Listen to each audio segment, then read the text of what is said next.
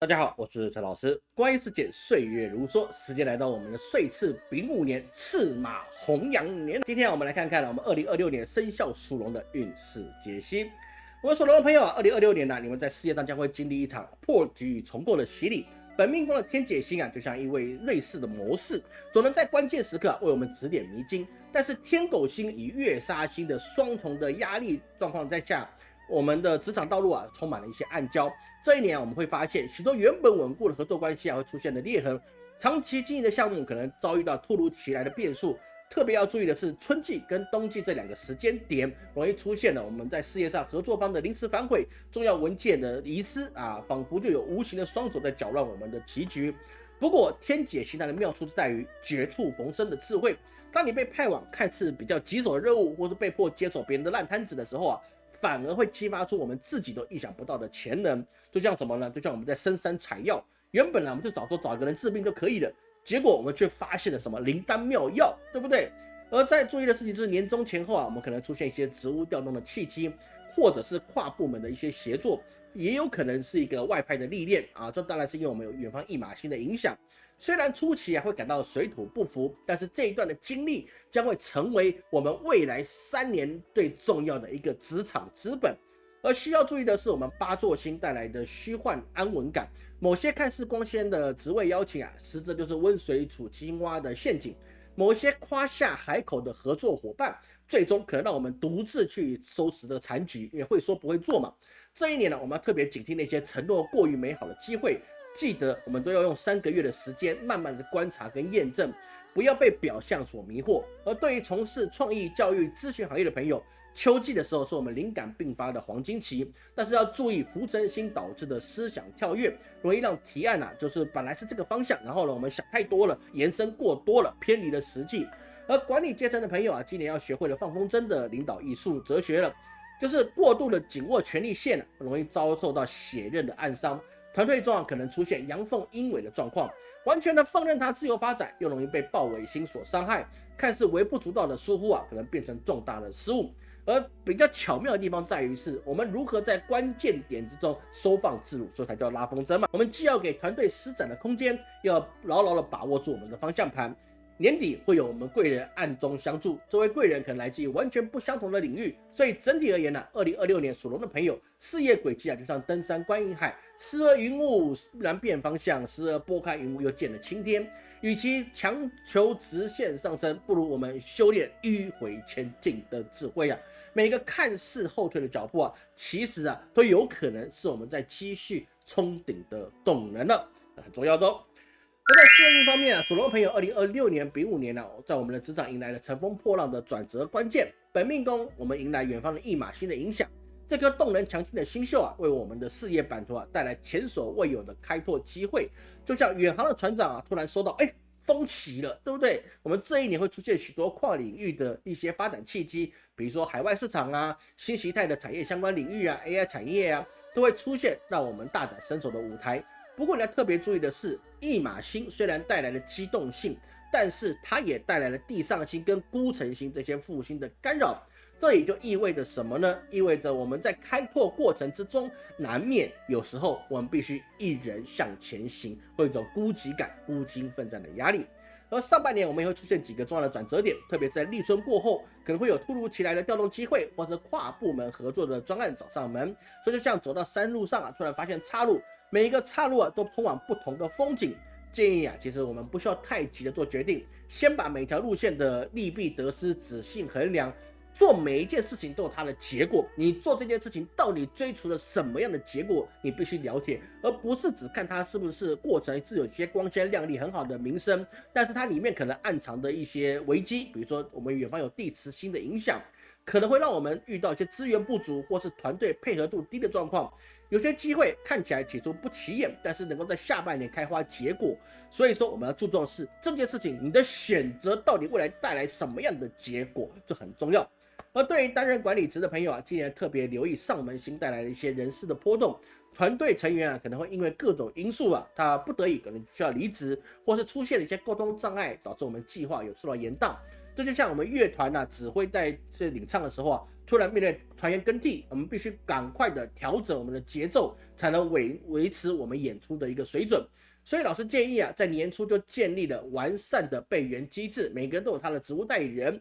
同时加强核心团队的连结，这样我们到了年终啊，八座星的力量逐渐显现的时候，我们过去的努力就可以开始收到回报了。而如果你是自主创业的朋友啊，今年会遇到几个重要的让你可以扩张的时间点，比如说夏季的前后可能出现一些同业交流的机会，或是合作多年的伙伴提出新的商业模式。但是你要去注意浮沉星会造成的市场波动，而最妙的是秋分的前后，这个过去我们可能搁置的一些计划，可能又突然启动了。这次会因为时机成熟啊，之前不能做的，我后面突然就可以做了。有时候会有这个状况，有点像什么呢？有点像播种的时候，不是认真在播的地方掉旁边几根种子，突然自己发芽长大了。所以整体而言呢，属龙的朋友在岁次丙午年事业上可以说是中平偏稳。今年呢不适合固守原地，我们要懂得像候鸟一样，随着时间不同而去变换，找到自己新的容身之地。我们每一次的变换啊，看好像都是冒险的移动，但是其实啊，每一个移动都是我们的经验，而且对于未来来讲，现在移动的一些经验跟我们的一些体验，是对我们以后的发展会有很重要的基础。记得一定要保持心灵的灵活态度跟我们的弹性啊，不要总是说我就是这样，我就不想动，我就想稳定，稳定没事，但是呢，稳定也代表你未来没有什么发展的状况，要去记得哦。所以说啊，你要记得懂得去懂变迁的，那你一年一年会比一年更好。而接下来我们看到财运部分，属龙的朋友啊，在财运上呈现了动中取财的鲜明特色。远方的驿马星啊，带来我们一些流动的能量，它使我们的财路啊，可以像溪流汇入江河，既有主干道，也有什么支流的意外之财。整体的财气分布啊，还蛮明显的，正财占6-7成，那你主要是来自职务升迁啊、专业表现啊、薪资收入；偏财大概占2-3成，比如说就是跨领域投资啊、副业发展。另外还有一层就是机缘财了，比如说专案奖金、专利授权，或是你额外的一些业外收入啊，有时候就一笔的那种业外收入，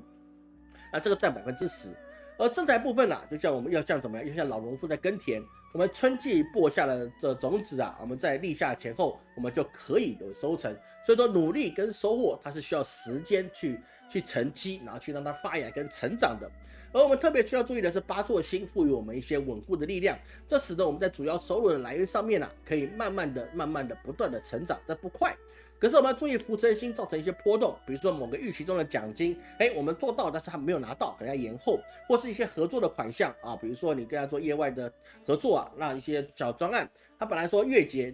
没错，月结90天不是30天，那是有差别的，对不对？但是你不用太担心啦，因为这好像是在酿酒一样，有时候慢慢来，让给大家彼此更多一些预备，就是积累一下我们自己的一些变通之道，有时候就是这个样子。那偏财运我们需要自己去找机会而不是等机会来找我们。你自己有没有社会性专长技能？你是不是有其他可以去让别人利用的机会？这就是我们偏财的一个机缘在，我们自己要发掘我们自己可以被利用的部分。就像我们去采药，路边的野花有时候它就是灵丹妙药，但是你有没有去找呢？对不对？这是一个很重要的事情。但是要注意，我们今年还是有地上星是有风险的，任何的投资你都记得永远只能投入3成的资金作为额度，不要超过。最妙的就是在节气霜降的前后有一些早之前去做的一些布局，我们可能就在这个时候我们就获得一些收益，比如说贵金属啦，举例而言不是一定贵金属贵金属或者是一些你的一些配股配息过去可能不咋样，那突然在那个时候我突然它涨价涨很高，有点像什么呢？有点像是说我们在旧书籍里面找到一些珍贵的典藏，但是我们需要平时的累积我们才能够获得。而任何遇到看似诱人的快速致富或是快速赚大钱的机会你要先去检视你是不是符合3个条件。第一，是不是在你自己的专业认知范围之内，是否去影响你的基本生活开销，这第2个。第3个就是是不是有明确的退出机制。那你们这3个如果问清楚了，你再考虑要不要进去，因为你不要做一些你自己的专业盲区。就像老师，我不会去做航海，因为我什么都会涉猎，但是航海我不涉猎，电机我不涉猎，很多不懂的东西我就不要去做嘛。我懂的东西我慢慢学，学会了再去做，而不要说这个知道发展最好，但是我不会有那种别人说什么我也没办法控制而在财务管理方面今年特别要注意豹尾星造成的一些隐形开销，在我们人生上面就包含是像证照进修设备更新人脉经营这些必要的投资。先准备，不要临时抱佛脚，这是非常重要的。老师跟你讲几年了，你有没有在听呢？而老师也建议年初的时候就设立我们3个财务的资金池，60%是我们稳健储蓄，3成用于机会投资，1成作为风险准备金。这种配置可以让我们在变动的时候保持了从容。整体而言属龙的朋友在岁次丙午年财运就属于中平了。这一年不适合追求暴利，而是这样熟练的船夫，懂得顺流而下的省力之道，也要明白在激流中稳住船身的技巧。每个财务的决策都要像下棋一样，你深思3步，这样在动荡的环境之中我们才能够稳健的去慢慢的累积我们的资产，这是很重要的。而接下来看我们的感情人际方面属龙的朋友在2026年岁至丙午年的情感领域将会呈现的静水深流的特殊韵味。单身的朋友就像这一年会经历到若有似无的好几次的缘分，就像呢在山间云雾缭绕的时候朦胧美，但是呢这个朦胧美它一段潜在后我也抓不住，所以今年会有很多次这种类似的缘分好像产生，特别在年初的时候可能会有一些比如说进修出差小旅游也认识到一些我们感觉有点心动的对象，我要鼓起勇气多去认识的时候，对方突然就拔腿而走，对不对？不知道为什么，或者我们准备放弃的时候，对方突然要出现在我们身边，这种有一种若即若离的感觉真的有缘分，有缘千里来相会。而对已婚有伴侣的朋友来说今年要特别留意豹尾星给我们影响带来一些是情感的倦怠。这不是说我们感情不好这就像什么呢？就像我们常年佩戴的玉佩，虽然感觉很温润但是却没有是说一刚买到那种兴奋感。而且这尤其在中秋前后容易因为一些家庭的生活琐事而产生一些摩擦。这些争执的表面看起来可能都是像比如说很鸡毛蒜皮的事情比如说你菜怎么这样切或者说你这行程做的不是很完美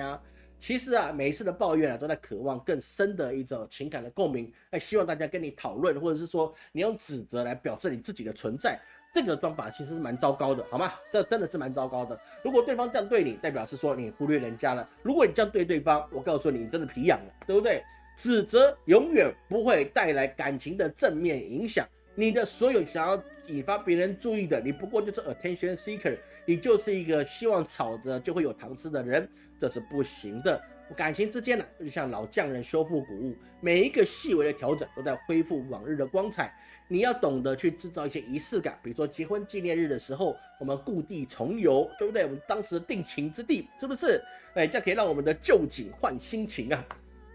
而在人际的网络方面八座星让我们搭建了稳固的社交平台。开春前后会有陆续一些重要的聚会，比如说行业的峰会或者是校友会同学会读书会等等的这些场合就像精心设计的园林，每一条小径都可能通往意想不到的风景。但是你要注意地上星的力量，容易会有一些损友带来的危机。有一些看似一些热络的新朋友非常热情，感觉也很合拍，但是呢，它其实带有特定目的来接近我们的。最简单的辨别方式就是怎么样呢？看对方是不是把他讲的落出行动嘛，对不对？他讲那么多吹牛逼的事情，他有没有真的去落实，或是给你什么好处？这个很容易去看得到嘛。不然他吹牛，我们就听他吹牛吧。没来一点实惠的，你都是吹牛。这样吹牛的，我们就不要当真不要把他的话放在心里。吹牛就是吹牛，吹牛无伤大雅，对不对？但是呢，不要相信相信就是你错了，好吗？特别值得一提的是，我们今年有上门星会带来一些人事的更迭，今年会有一些老朋友逐渐离我们远去。有些时候这是人生的阶段不同，有些时候是我们的一些价值观的一些不一样，甚至是一些政治意识或者是金钱观念的不一样，或是家庭观念的不一样这个是没办法的事情。这就像什么呢？就像秋风扫落叶，看来虽是萧瑟但是其实是自然更新的过程，朋友圈也是会更新的。我们不用强求每段关系都能够天长地久，重要的是我们在交往的时候我们能够真诚以待。而在冬季前后可能出现一些关键的贵人，这个贵人不会直接给我们一些资源，属于隐贵人，但是他的简单一句话可以点破我们长久以来的思维盲点。所以整体而言属龙的朋友在我们岁次丙午年，感情运属于中平，人际机缘属于小吉。而最后我们看下健康运丙午年让我们属龙朋友要注意了，健康上犹如暴风雨前的压抑跟闷热，表面平静其实暗藏的雷鸣。本命宫的血刃星与福辰星这个两个的影响，形成了刀光引水波的特殊格局。今年的身体健康将沉睡于矛盾的状态，有时候我们精力充沛，你一连战连捷；有时候我们莫名感到倦怠我啥都不想干，我没有为什么，我就不想干，我就不想动。我知道该做，但是我不想做。特别在什么时候呢？特别在梅雨季节的时候，浮尘星会让旧伤如潮汐般的周期性发作，无论是心理的创伤啊，或者10年前的扭伤，5年前治好的皮肤病，这些过去的事情啊，都随潮水过来了，随着湿度的变化，再次的影响我们。而天狗星跟吊个星啊，形成了双影照镜的格局，需要警惕2种极端。首先是过度自信，忽略小病；第二个是过滤焦虑而放大了不安。尤其是春天呢，我们要慎防什么诊断迷航。当出现持续性的头痛，或是呢你吃了就想拉，你不要自己是说啊这个没事多吃一下就好了，或是我们就要多喝水就好了。依循的正统的医疗管道，我们要去找到病因。建议年初的时候我们就做好一个全身健康检查，而且注意我们甲状腺的机能，还有我们的一个三酸甘油酯这些问题。而八座星啊，在这个时候啊，也是给我们一些帮忙。它会让我们有一些比较好的耐力，但是呢，精神好、耐力好，不容易疲倦，但是感觉上不容易疲倦。你的身体其实还是会有疲劳的，所以说会容易陷入到了英雄式的浩劫。就像呢，我们这个沉重的那个梁柱啊，外面看起来是金碧辉煌，里面就已经开始有裂了。所以说你要懂得坐形的稳定住，这很重要。不要想说我还可以，我还可以，其实那只是一个心理上的错觉而已。而我们下半年呢，在秋天的时候要严守3不原则。第一个是什么呢？不连续熬夜超过2天，不把咖啡当水喝，这老师自己都会了。不靠止痛药而压抑病情。如果我们出现了，有时候我们怎么样呢？手套有点小抖，对不对？或者是说，起来之后突然觉得是说眼睛突然模糊了一片了，这个是身体发出的一些讯号了。而远方的上门星跟地上星啊，我们如果有一些家族性的病史比如是说有些是糖尿病